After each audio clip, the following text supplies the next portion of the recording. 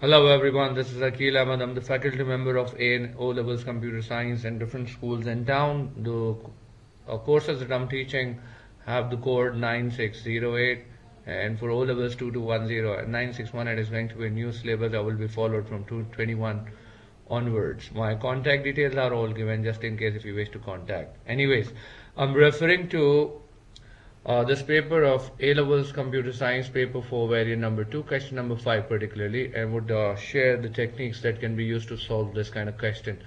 A company is developing an application program. The project manager has been asked to create a work breakdown schedule for the project as follows. Part A says a Gantt chart is created from the work breakdown schedule. Activities A and B have already been added to the chart. Complete the Gantt chart. Activity A, if you look at the table on the right hand side, shows you gather user requirement and 6 days activity. So it was a 6 days activity and that has already been performed, and for that we can come up here and check 1, 2, 3, 4, 5, 6 days have been consumed to perform this activity A. Then examiner moved to activity B. If you look at the right hand side table, so where it says design work required 4 days, and predecessor for this activity is A, meaning what is this predecessor? That means when activity A is completed, then only you can start activity B. So this is what the examiner has done for you. As soon as the activity A has finished, examiner started this activity B, and that was of 4 days. So 4 boxes have been shaded here. Now we just have to shade the box according to the number of days required. Now we move to activity C. It says develop server code required 4 days, and the predecessor for this activity is activity B. That means as soon as activity B will end, then only you can start activity C, and this would require 4 days. So I'll shade box number 1, 2, 3 and 4 days completed like that. And then we'll move to activity D. Again, refer to the right hand side table. Develop application code, 5 days required in order to complete this activity, and predecessor for this activity is B again. So that means as soon as B is finished,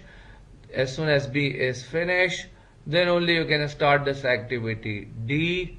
And in order to do that, you just need to shade like that, 1, 2, 3, 4 and 5. It was the activity, it was an activity for 5 days.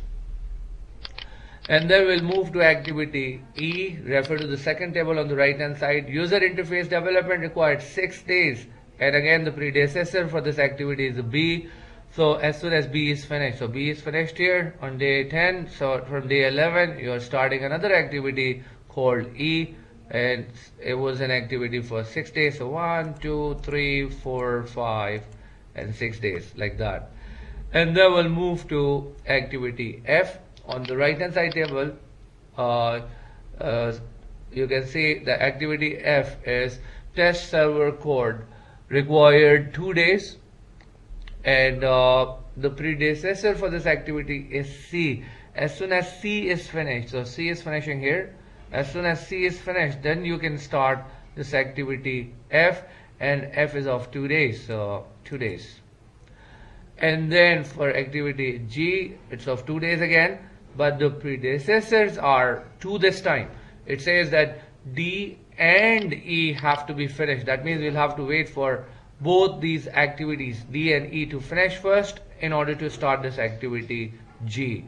So D and E, where are these ending? D is ending on day 15, E is ending on day 16, so we'll take the one that has taken more days, so 16.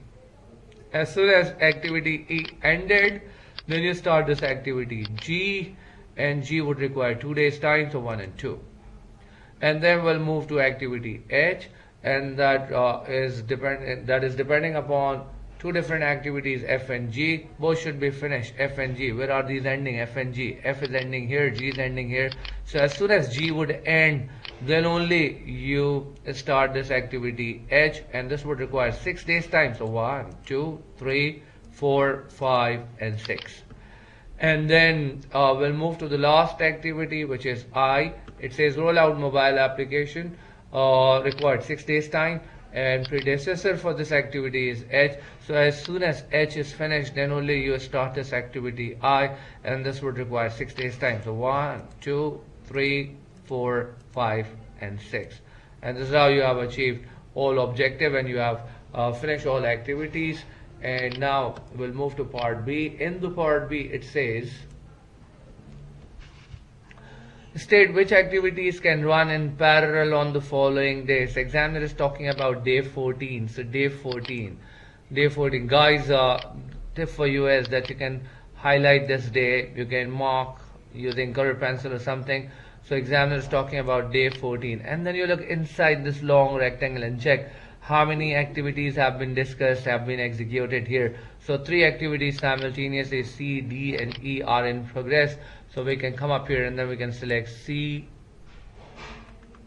comma, D, comma, E.